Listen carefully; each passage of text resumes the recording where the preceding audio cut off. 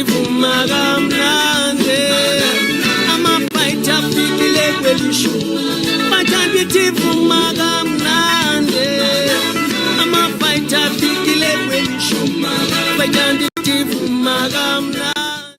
to the EFF podcast. Revolutionary greetings to all fighters, commissars, the people of South Africa and the world.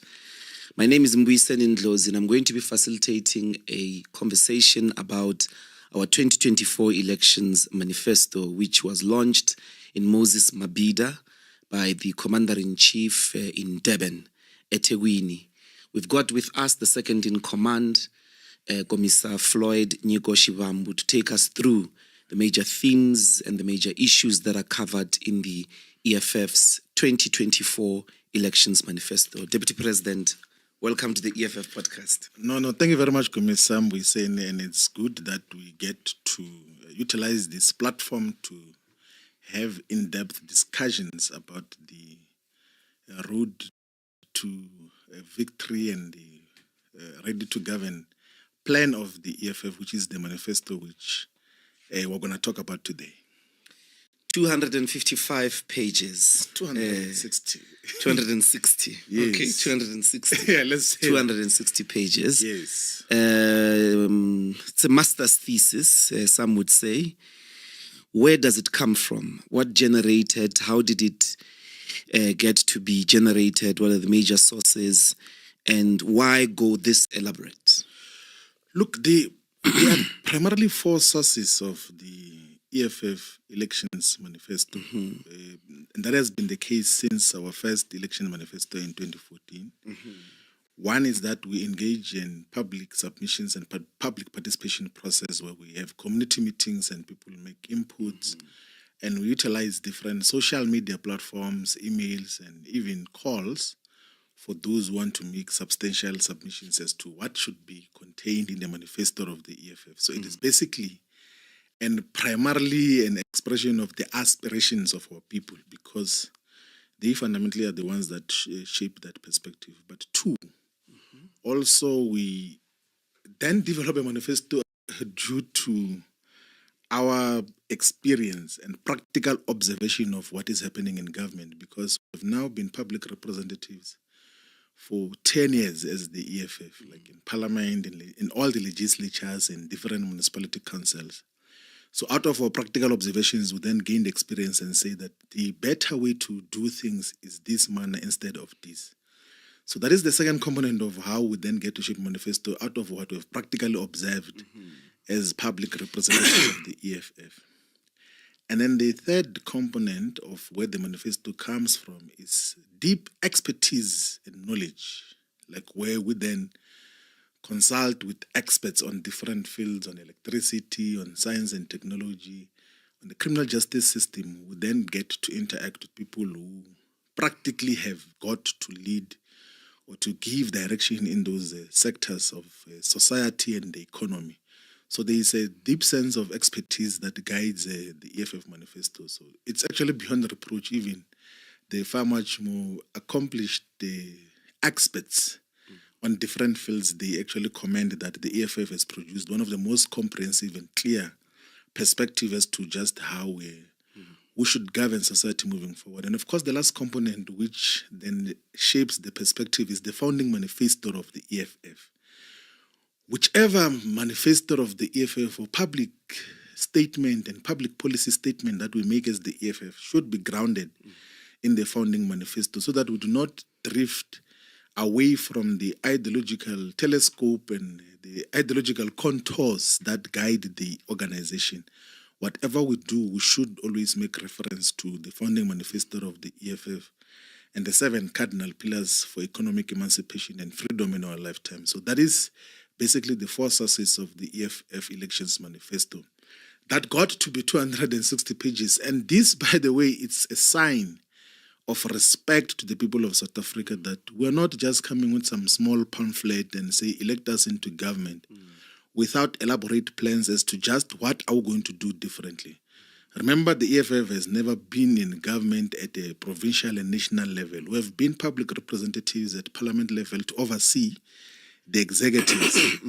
But now, because we are now preparing to be government, we have to give an elaborate plan as to just what are we going to do in exact detail in each and every sector of society, in every sphere that affects the lives of our people.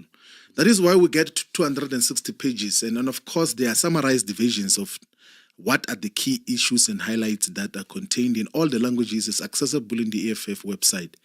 But the core of what we're going to do in terms of the blueprint of government is contained in these 260 pages, and the clarity is expressed here. People get elected, they become political leadership of the country into, for instance, parliament, 400 people in parliament. But the reality, even if you consider the executive is constituted by the same number at the national level, the machinery is very big. What is the role of political leadership? Because the entire thing we call South Africa is ran by a much larger group of people. When we get elected, or when people get elected, what becomes their role, and is what is contained in here something that really can materialize, seeing that, just 400 people out of hundreds of thousands of people executives, and yes. So, of course, the state machinery that the political leadership has to run in society, it's far much larger. I mean, the state machinery is inclusive of all the public servants, like the teachers, the police, the nurses, the government employees at the local, state, and provincial government and national government as well. But the direction the entire state machinery takes has to come from the political leadership. So the policy formulation as to just what do we do to drive society forward, the policy direction comes from the elected leadership. And of course, there's a myth which is said in many sectors of society that from 1994, the policies that have been given by the political leadership are correct. It's just implementation that is wrong. It's not true. The policies have been wrong fundamentally from 1994 as to what happens. And how do you see this? You see that on the roles which the executive should provide policy guidance on the economy, which fundamentally is and primarily is what government should focus on, where you expand the productive forces, you develop the economy so that the base upon which you collect taxes, the money which you utilize for public service, is bigger. The South African government has dismally failed from 1994 onwards. And of course, even apartheid was doing that for their own purposes in terms of what got to happen. But in terms of economic direction and policy direction that has happened thus far, the economy in South Africa has never grown upward of 1.2% average from 1994 this way. Actually, in the past 12 years, it has been average of 0.8%, meaning that it's no growth, because once you start with a zero to account for economic expansion, you must know that there isn't anything that has been provided. But also the role of government and the state is to provide safety and security from internal strife, but also from external threats. All indications, by the way, illustrate that there has not been any meaningful protection of our people, particularly in terms of that, just how the levels of crime, particularly murder, has got to increase in South Africa, where you have upward of 27,000 people who are killed on an annual basis. That is the crisis that we're faced with. But also the other function is to then provide and maintain mega infrastructure. Actually, all the infrastructure must be provided and maintained by the state. But if you were to check the state of South Africa's infrastructure now, you realize that there is nothing meaningful that has got to be done much more meaningfully. So the manifesto of the EFF articulates as to just how are we going to provide much more sound and solid economic policy direction, which is going to expand the economy, how we're going to provide safety and security to our people, how we're going to provide primary public services, healthcare, education, and social protection as well, in a much more coherent and clear way that is going to realize a collective development. And that is basically the foundation of just where we come from. There is a section, I think this question obviously leads us to that section about the current conditions in which these proposals about how to fix South Africa are made. Can you take us through what are the major highlights of that section, the current conditions in South Africa? Look, there are certain areas which we have to highlight in terms of what defines South Africa today. And then, of course, that must be consistent with what we say is the theme of the EFF election manifesto: our land, jobs, and stop load shedding now. That is the main emphasis. On land, in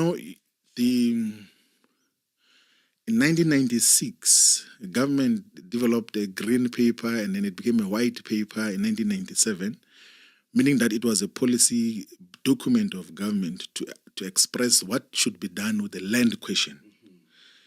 And they had made a commitment then that within the first 5 years, they should have redistributed 30% of agricultural land in South Africa. And guess what was the number at the end of 1999? In March 1999, it was 1% of the targeted 30%. And then they shifted the goalpost to 2004 to say that now because it was still the process of changing the legislation and trying to constitute a democratic government, we are unable to take the land back. And then they shifted the goalposts to 2004. Still, there was no achievement of that.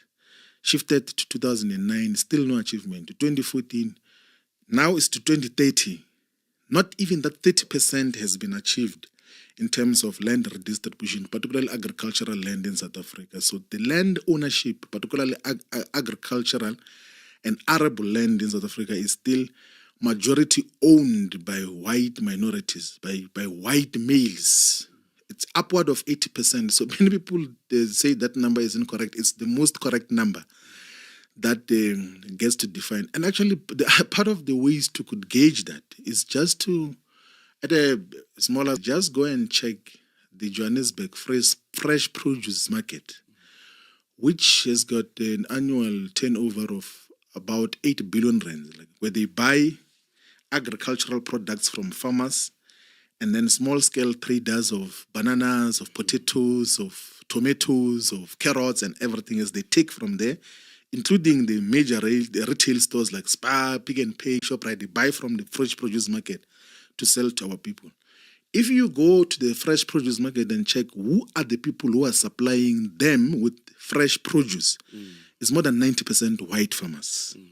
And that is the reflection of a failed land reform program that got to not give land to our people in the period since 1994. So there's been dismal failure. It's 30 years now since the first inclusive elections in South Africa, but still less than 10% of agricultural and arable land that has been given to our people. And then that is one diagnostic that we can give in terms of the land situation, that this government has dismally failed to give land to our people and to empower our people to participate much more meaningfully in agriculture. The second issue that we must make diagnosis on is the levels of inequality. So, the post-1994 government outdid apartheid in terms of the levels of inequality. Yeah. Like we are the most unequal society in the world. More than we were under apartheid. More than we were under apartheid. I mean, under apartheid, the dispossession and the poverty of black people was legislated. It was law which prevented black people from owning the land, from owning certain business activities, from economically uplifting themselves. From even applying for certain jobs. Yes, from even applying for certain jobs. Policies. Yes, there were job reservation policies. But this post-1994 government outdid apartheid in terms of the levels of inequality, and the inequality are still racialized.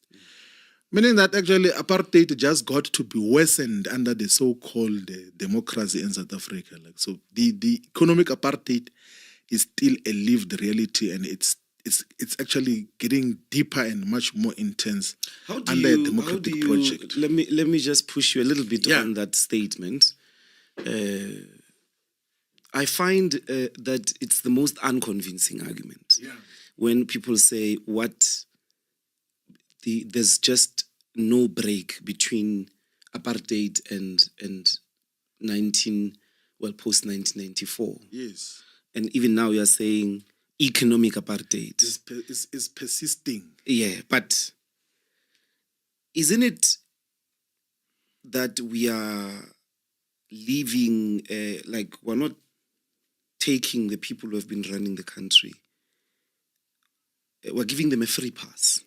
Yes. Because when you control the state, you control economic resources. Yes. The example in question is, and that budget, which is passed every February, of over R1 trillion now. It's been over R1 trillion for some time. Yeah, it's almost. It's in the hands yes. of a black government. Yes. That's an economic resource. Yes. But also it includes municipalities that generate revenue on their own. Yes. As well as state-owned companies since 1994. Actually, if the GDP of South Africa is 4 trillion rands, yes, about 2 trillion of that is in the hands of the state. No, look, what is when you say these people don't have economic power? So the measure of economic benefits, it's what later absolutely accrues to the individual. Mm-hmm. What do the individuals get to gain afterwards? That is why even when you use this thing they call Gini coefficient of measuring the inequalities, they measure the assets and wealth that accrues to individuals. And then they say that the top 1% in South Africa is richer than 26 million people. Not even the 1%. 3 human beings. Yes. Or 3 families. Yeah, 3 families are richer than 26 million human beings in South Africa. And in terms of the strategic sectors of the economy, like in the natural resources sector, in the retail chain stores, in the financial services sector, the control still reflects what apartheid was. There's never been any significant shift since 1994. So that is what still obtains in South Africa and contributes significantly to the inequality that is definitive of our situation. And then, of course, it happens in a way that leads to joblessness. That is another diagnostic that we have to deal with now, yes. No, I get it. It seems to me that it's not enough to simply say, in terms of those measures, Gini coefficient, ownership, and all of that, the situation hasn't changed. We need to take it a step further, that it has not changed by choice this time. Yeah, it's like people called a democratic black majority government control almost 2 trillion rands of the money, and how come the situation is not changing? Yeah, it can say it's by choice, but also can give it a classical interpretation as well, that it's just an administration that is being a committee that manages the common affairs of the dominant capitalist class. That the very fact that a transition happened under a capitalist neoliberal framework, there was no role that a government post-1994 was going to have a significant say as to just what happens with the allocation of resources outside of the dictates, 1, of domestic capital, 2, of international capital, 3, of multinational institutions such as the World Bank and the International Monetary Fund. So you've got a puppet government which inherited a political power or took over political power under whatever circumstances, under a neoliberal and capitalist environment. And they've got puppet masters, which primarily it's domestic capital, which the capitalist domestically will say, do this, do that. This is how we must manage your monetary and fiscal policy. And then you've got interest of global capitalism. And then you've got interest of the international financial institutions. Primarily the International Monetary Fund and the World Bank. And those, by the way, they give direct instructions as to just what must happen on economic policy, planning, on energy policy, on virtually everything else that the government does. So we really do not have an autonomous government that is able to perform its own functions outside of the dictates of global and domestic capitalism. Okay, I think maybe Oh, then they still did look at the diagnostic. yes, in their terms of the jobs, current yeah. conditions, yes. So, in 1994, when the transition happened to now the inclusive electoral system, unemployment was 20%. Yes. And a lot of our people had some means of self-sustenance in small-scale agriculture and a variety of other activities. But there was relatively industrial zones, like which were far much more expansive than is the case now. Now in South Africa, the expanded definition of unemployment puts us at more than 40% of unemployment.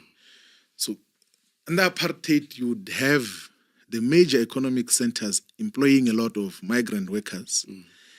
And then as part of population control, the apartheid government also got to subsidize a lot of industries in the homelands.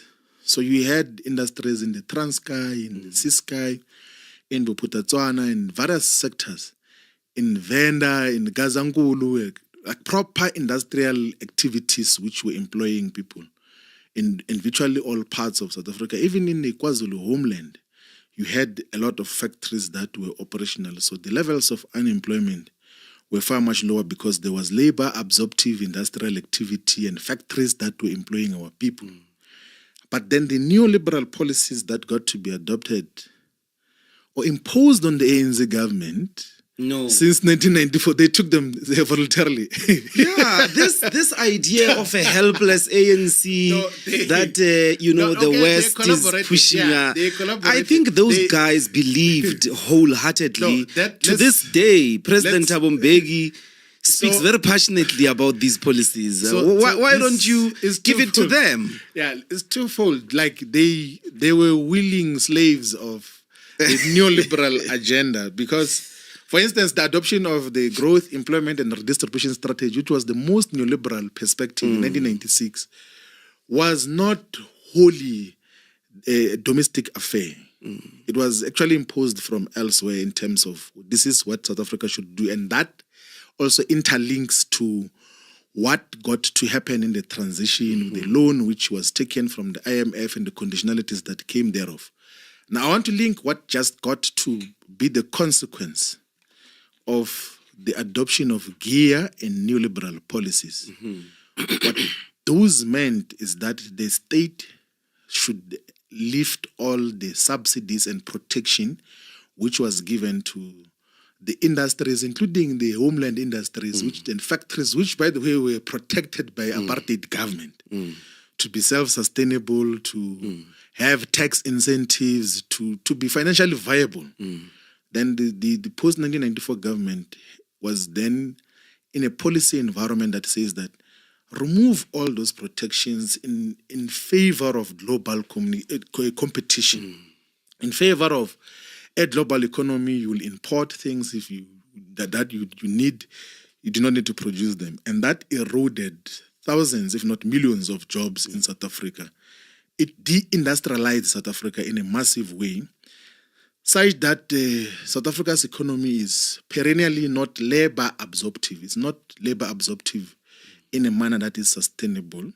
Hence, there is now the over-celebration of social grants being the biggest recipients of government expenditure, instead of the wage being the means to redistribute the wealth of our country. So that is one of the issues that got to happen. So joblessness is a reality which was inflicted on our people, on generations, by an incapable and directionless government that did not have the foresight to see that neoliberalism is going to condemn you to permanent joblessness like we have currently.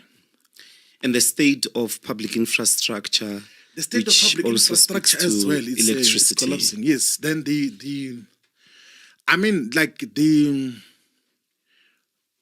we inherited in the electricity infrastructure, particularly at the energy generation level, which was primarily positioned to electrify white people areas only. So the white minorities, they didn't mind to put huge power lines, like transmission lines and electricity lines, like to pass villages and black communities to go and give electricity to one farmer Generation somewhere, level, which deep was Mpumalanga primarily or positioned deep, to electrify. in Blueberg or somewhere. Yeah. Where, Nkandani. yeah. And then we inherited the ESCOM infrastructure of power generation, which was a combination of many factors as well. We'll speak to that now, as of coal, of nuclear, of water as well, like which as a source of energy, like hydroelectricity. And purposefully said we're not going to invest in the generation in infrastructure for additional electricity, despite the commitments made to electrify the entirety of South Africa. And of course, if you say that, most people use the example of a pie, like that. If you had this pie with this size, which was feeding 10 people, if there's 100 people coming, you must expand the pie so that you're able to cater for everyone. But these ones of the post-1994 liberals who led government, they said, let's stay away from generation. It's not our policy. We are going to try to expand within the current framework. If anything, if we want to expand the generation capacity of electricity, we must allow the private sector to do so that there is privatization, there is profit-making out of the generation of electricity. And that essentially is what led to the crisis that we have now of an aging infrastructure of ESCOM, which is unable to respond to the demands of the economy, cannot sustain even what historically could be catered for by the electricity generation capacity that we have. I'll speak to that in detail in the immediate. Okay, but the general picture is that our people are in much more devastating conditions, and that doesn't seem to be any. There's no direction. Plan There's no to plan resolve that all of that. the lives of our people are going to. And there's a lot of misreading of whether there has been progress and everything else there. They will say people are getting social grants. More than 20 million people are getting social grants. It's not worth celebrating. Because social grants are not a mechanism to resolve the poverty question that defines our people. Even the 1,200 that is given to our grannies is not dealing decisively with poverty. That is a fact. You can't provide sustainable electricity, food, and take care of every household necessity that is needed there. Maybe alleviation to some extent, but it's not dealing decisively with the poverty question. Even the child support grants of 520 or whatever amount it is not dealing with the poverty question. Even now, the 350, 370 rands, which is given to unemployed young people and whoever is unemployed, it's not adequate to deal with the poverty question. What has to deal with the poverty question has to be creation of sustainable jobs for our people that employ people on a permanent basis, give them decent wages so that they can be able to take care of their livelihoods, build their own houses, buy their own cars, and as a result, expand the economy of South Africa. So those are some of the issues that we must always look into, because you can celebrate, for instance, that even this aspect of economic inclusion, that we have got Cyril Ramaphosa, I don't know if he's even there, or Patrice Motsepe, who else? No one else. And then who have been invited into the table of the capitalist masters. And then you say, no, there is some black people who are capitalist and therefore all black people are liberated. We should stop celebrating mediocrity and underachievement. And then you say, no, we have done very well. It's a good story to tell. That is absolute rubbish. And our people must be educated enough. They must be conscientized enough to not celebrate nonsense. Because what we have in South Africa now since 1994 is absolute rubbish, which must be rejected by the conscious masses of our people, that you cannot be given so much political power. You're correct to say that so much political power and control of over R1 trillion of a budget, but you are unable to meaningfully utilize that to include as many people as possible into meaningful economic participation. We'll speak to that as to just how do we use the fiscal policy, which is the management of the state budget, to generate further and much more intense economic activity that will employ a lot of our people. Let me start now to delve into the solutions. Yes. What is the EFF going to do about load shedding? Exactly how are you going to stop load shedding? So to understand the situation of electricity in South Africa, one is that we must understand the situation of electricity in South Africa. So South Africa has got access to 54,000 megawatts of installed electricity capacity. So 54,000 megawatts is 54 gigawatts. That is just like the number that is got to be. And primarily, the 80% of that comes from coal, where the whole coal combustion process is turned into electricity. A larger component of it coming from Mpumalanga and Limpopo province, because that is where the coal reserves are and the power stations are to produce electricity. And then there's another component of electricity that comes from nuclear. There's a nuclear power station called Kubek. It's in the Western Cape, which produces almost 2,000 megawatts of electricity in South Africa. But also we're taking electricity from a hydroelectric power station called Cabora Baza, which is in Mozambique. From 1975 this way, we've had high voltage power transmission lines from Mozambique bringing electricity into South Africa as part of the pool which South Africa has for electricity generation. The reason why we've got load shedding in South Africa today is because the coal power stations are not optimally functioning. They're not working to full capacity to generate the necessary electricity that is needed for all households and businesses and industry and public institutions to have dependable electricity. And the reasons why they are not fully functioning is because, one, there are internal maintenance issues in ESCOM which are not being handled properly, but two, ESCOM has been operating on a policy framework that seeks to disable or to disintegrate the coal power stations with the view that they are going to transit towards the renewable energy sector, like where you're going to get electricity from the wind or you're going to harvest the sun, with the hope that such is going to provide high voltage, dependable electricity for everyone else there. And that policy direction has dismally failed. It has resulted in us having load shedding because without the base load electricity, which is coal, you cannot rely on the intermittent energy sources such as wind and solar as a basis for electrification of the entire country.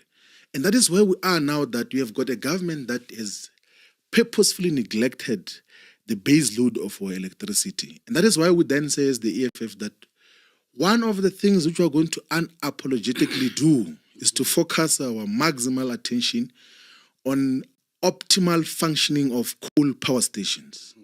All of them. So, and unapologetically in so. essence, Yes. there is a problem of electricity in South Africa because government has been trying to decommission the power stations that are generating electricity from coal. They've been decommissioning, but also they've not been maintaining them. The ones that are still functioning are not maintained in a manner that will optimally function. So let's say the idea is to abandon them. The idea is to abandon them and not work on them. So let's say a power station has got a potential. So somebody arrived here in South Africa and said, your coal is bad for the environment. Yes. Leave it. Get electricity from the sun and the wind. Yes. And the truth from where this person came from is that the wind and the sun have not been able to actually support industrial economies. Yes. They are not able to. Like, do you know the wind and the sun, particularly the sun, there is a lot of questionable science around what it can do to electrify industry and mining. Like, so when you try to plug electricity that comes from solar sources into high voltage power transmission lines, it doesn't arrive at the destination.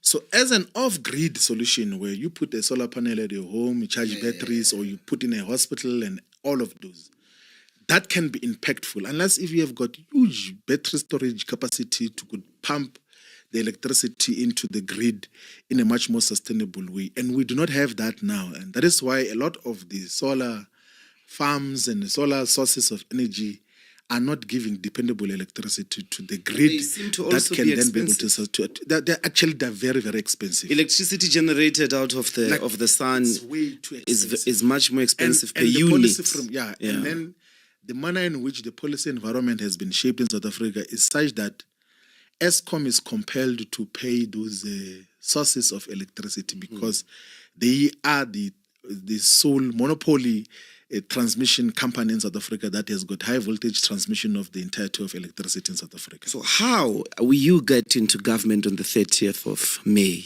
Yes. What is the plan to have an uninterrupted supply of electricity for public goods, for public institutions, for industry, and for households? So, when we started, we explained that the drafting and the finalization of the manifesto was also based on deeper expertise as well of just how do we frame our interventions to end load shedding.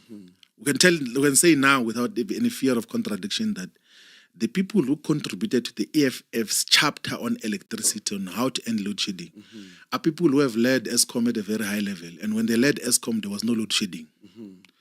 It's people who know how to end load shedding. Brian. So yeah, of course, of course, not only him, not only him, even Matela Kuku as well, like much and very substantial, clear contributions. Ourselves, we know that we cannot move away from coal as a base load of electricity. From a policy point of view, we insist on that. But the detail which the experts come with is just how do we have a proper system of power stations maintenance and how we're going to make sure that there is no load shedding in the entirety of South Africa. So currently, the EFF is the only party that has got a far much more believable and clear plan as to how we're going to end load shedding, because we've got the capacity of people who can be able to do that and the resources that can be dedicated to ending load shedding. There's no one else who can end load shedding in South Africa, but also additional to that, we need to commission additional generation of electricity in South Africa. How many megawatts do you think will be an optimal requirement? A requirement for optimal function of South Africa's economy and... South Africa has got, the 54,000 installed, but currently we're operating between 22,000 to 26,000 megawatts of electricity. That is what causes the load shedding. If we're to take that to 32,000, 35,000 megawatts on a constant basis, there will not be load shedding in South Africa. And of course, there are other measures that must be looked into to then ameliorate or to deal with load shedding, because there are some not so economically useful huge users of electricity, like the aluminum smelters in Richards Bay and in KZN. So you find one aluminum smelter, which if you were to gauge their economic contribution, it's not that significant. It can't even shift to 0.001% of the economy if we were to close them. But they currently consume upward of 2,000 megawatts in one smelter. So those issues must be looked into as to just how do we reduce the consumption by the high consumption areas. And then we then focus on areas which are labor absorptive, are protecting jobs for our people, and about the social well-being of our people without ever-ending electricity. So those are some of the dynamics that must be looked into. But the emphasis which I wanted to make was to then have to build additional electricity capacity at a generation level.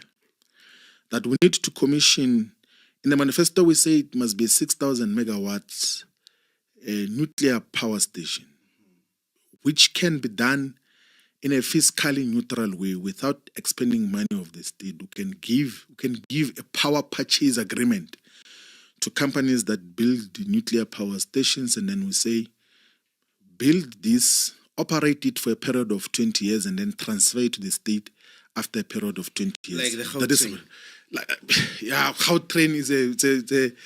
it's a sort of example of how an efficient BOT could work. So if you were to check the hydroelectric power stations that were built in Nigeria, in Angola, in Ethiopia, by mostly Chinese state-owned companies, the railway projects that were built between Mombasa and Nairobi in Kenya, between Djibouti and Addis Ababa in Ethiopia, like huge and massive mega railway projects built where the state did not have to make any direct contribution, but that the returns of that is going to be retained over the long-term operation of that particular mega infrastructure. So there's a scope in South Africa to could have an additional 6,000 megawatts from nuclear without having expanded the resources of the state. And there is interest. And the good thing about this is that we are not theorizing ourselves about this.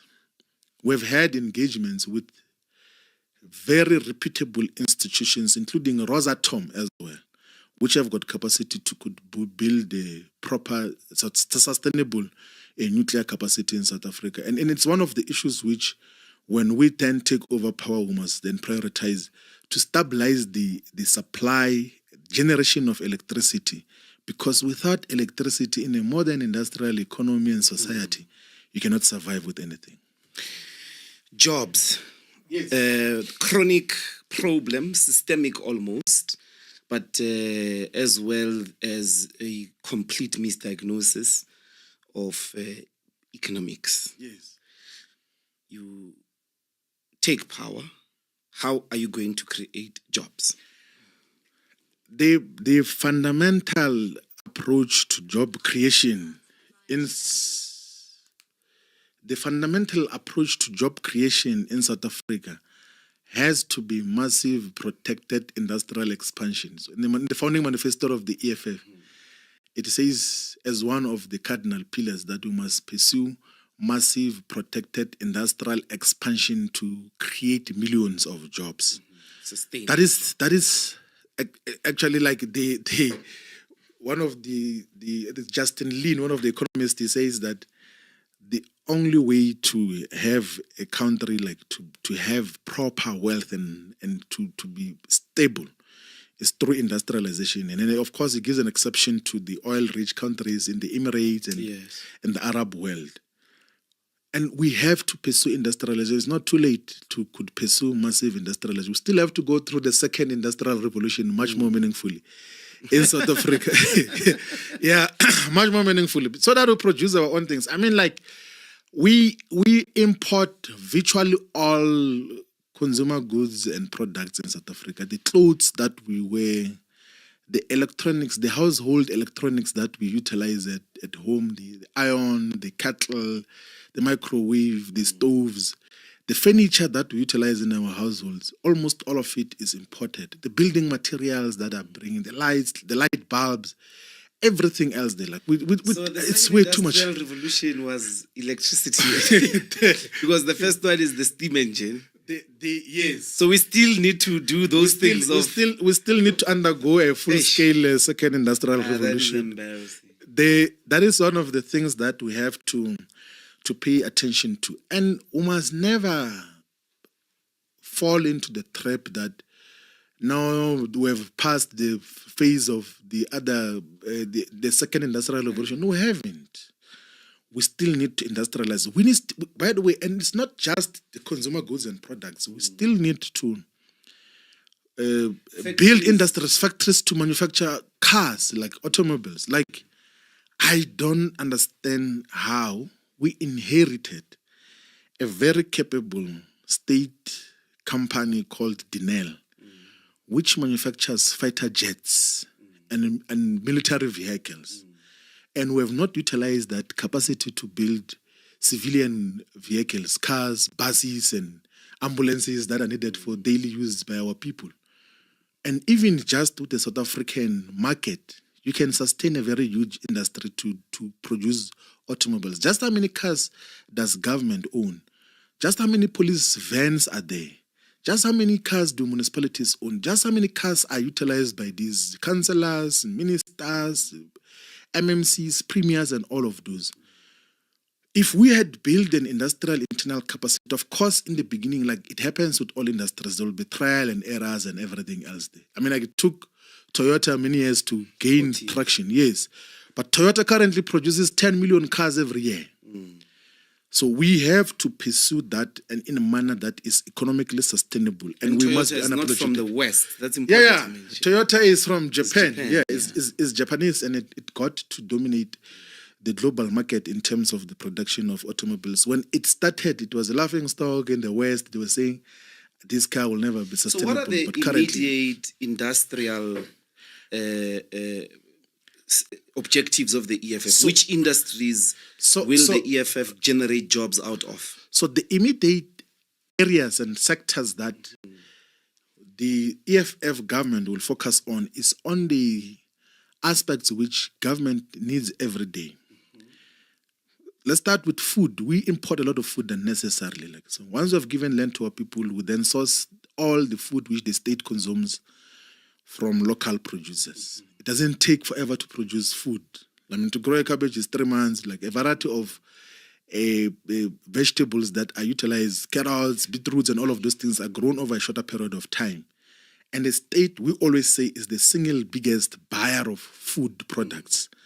That is for school feeding schemes, for hospitals, for prisons, for government functions, for a variety of things. We still fundamentally need to utilize the buying power of the state to buy domestically. If you can say exclusively all the food that the state buys must be made here in South Africa, will go very far. Then we'll have to revive the textile sector. One will subsidize all the school uniforms. There's 14 million children in primary and high schools now who are required to wear uniform every day. If you build a textile industry to produce those uniforms domestically, school shoes, like, I mean, it's a huge industry. So, like, To produce the dangare.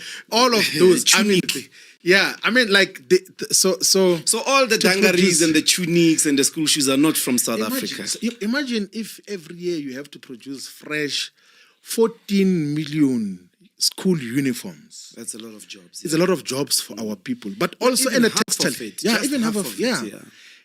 And in the textile space as well. Remember that you still have the textile that is needed for hospitals, for clinics, for soldiers. You need the textile that is needed for police uniforms, for a variety of other things that for hospitals. Like there are so many areas where all of those, whether it's uniforms, linen, and all of those. So those are the areas where yes, and those are the areas which government And you has haven't got the buying included power. Hotels, we haven't included. We have not yet. We have not. We're talking about areas that the public sector and the public finances will be utilized to generate economic growth. So the South And African economic government activity. buys these things from overseas. They buy from middlemen who go and fetch from overseas. And by the way, like there's this thing of the World Trade Organization that regulates trade and what can be imported and or not. And there's no law in the WTO regulation that regulates government expenditure. So we rightfully and correctly and logically have to utilize the state fiscal or financial capacity to generate meaningful economic activity for a lot of our people. We can actually mention a lot of things, like for schools as well, like outside of uniform, you have to speak about stationery, you have to speak about so many things. But You can create a lot of industrial activities that happen. And by the way, like we speak about food, which the state must buy. It's not only just the food for consumption, the entire food economy chain must be included, including the manufacturing of plates, of spoons, of cups, of toothpick, of everything must be included in the localized production of all of those. Serviettes. That everything, all of those, if we then drive a policy agenda to domestically manufacture, we are going to create millions of jobs. So that is one of the easier components that we can internalize in terms of what happens. And of course, we can then move into electronics as well. Just how many cell phones do we have? Do we need? Just how many television sets do we need? And just now we have to digitize education. If we were to print or to produce tablets, instead of 5 textbooks for 5 subjects, you produce one tablet and then you put all the 5 textbooks here. And then if a learner is tired of reading, if they are failing, their eyes are failing them, they can press somewhere to listen to the book. And that technology we can do domestically to diversify the economy, and that creates jobs. So there are so many achievables which a decisive, courageous and bold government that the EFF will be So there are small is going to achieve in terms of how basic we can things that the economy, like all the Vascoms don't come from South Africa, Yeah. but the plastic product is Yes. from here. Actually, that is another anomaly as well, where you have, so as part of converting coal into liquid fuel, Sasol, which has got the unique technology as well, and is possibly one of the first in the world where to convert coal into liquid fuel. The byproduct of the conversion of coal into liquid fuel is the ingredient that makes plastic products. So plastic chairs, containers. What do you call it? Tupperware. Tupperware. Yeah, Tupperware. Just how many Tupperwares are there in each and every household? Like we have the primary ingredient. People buy a Tupperware every day. They buy takeaway food. Like It's this plastic so is we, everywhere. So we can build massive industrial capacity, and in the manner in which industry is developed is through lessons from those that have done it before. Like we say in another chapter of the manifesto that let's take 10,000 students to the rest of the world. Let's attract industrial investors, manufacturing investors who are going to make Tupperware here in South Africa. And then we learn from that. I mean, like we've had the assemblers of motor vehicles here from Ford, BMW, Mercedes-Benz, FAW, Toyota, and all of those things. For years, why haven't we adapted? Why haven't we learned something from that? And do South African car. And do South African car, like, because we can be able to have the industrial inputs that are being assembled here, and then we assemble our own car in a manner that is One much of the more sustainable. criticisms to this economic policy, import substitution, I think it's what it's called, maybe the idea that why buy or produce in South Africa when it's cheaper to produce it in China or Indonesia. How do you deal with that criticism? So It's a big answer that liberals give to the import substitution based macroeconomic planning. there's a different Globalization. explanation. Yeah. Well, there's a different explanation to that. I think it's dealt with by the Cambridge now SOAS economist called Ha-Joon Chen. They say that the liberal world, mostly the West, when they've developed their economies and they are up there, they then kick away the ladder that took them up. They say to you that it's not possible to do this thing, right? In the intervening period, of course, there will be high cost of production. You are still starting, but once you go at a massive scale, you have established your own market domestically in the continent and in the world, you will be fairly well competitive with everyone else there. Why is it that it should be Africa or South Africa that must just export raw and semi-processed goods and services to the West and to the world, and then we import finished goods and products? We cannot be doing that. That is what is at the center of our poverty, of our underdevelopment, of our joblessness. And that is what we have to purposefully discontinue as a generation. We cannot continue to be just the exporters of raw and semi-processed materials into the world and importers of finished goods and products. I mean, we can pull out a list of our imports from China and the list of exports to China. Like, okay, we can actually take you through that to China, top 10 imports from China to South Africa. One is electrical equipment. Iron. Yes. 2 is the machinery. 3 is textile, which is finished like clothes. 4 is chemicals. 5 is vehicles. 6 is footwear. 7 is finished plastic products. 8 is clothing. And then 9 is optical, phototechnical, medical equipment. And then the last one is iron and steel, like which is now like processed in the manner that it is. But our exports to China, number 1 is iron ore and ash. It's iron and steel raw. It's copper raw. It's pulp of woods raw. It's fruits which are not processed, like majority of the times, like the fruits which come from the farms, whether it's the grapes from the Western Cape and the citrus from a part of Limpopo and other areas. And then it's semi-finished wool. It's raw chemical, precious and compound minerals. That is basically what the relationship still with all our trading partners, whether it's the United States or China, the European Union or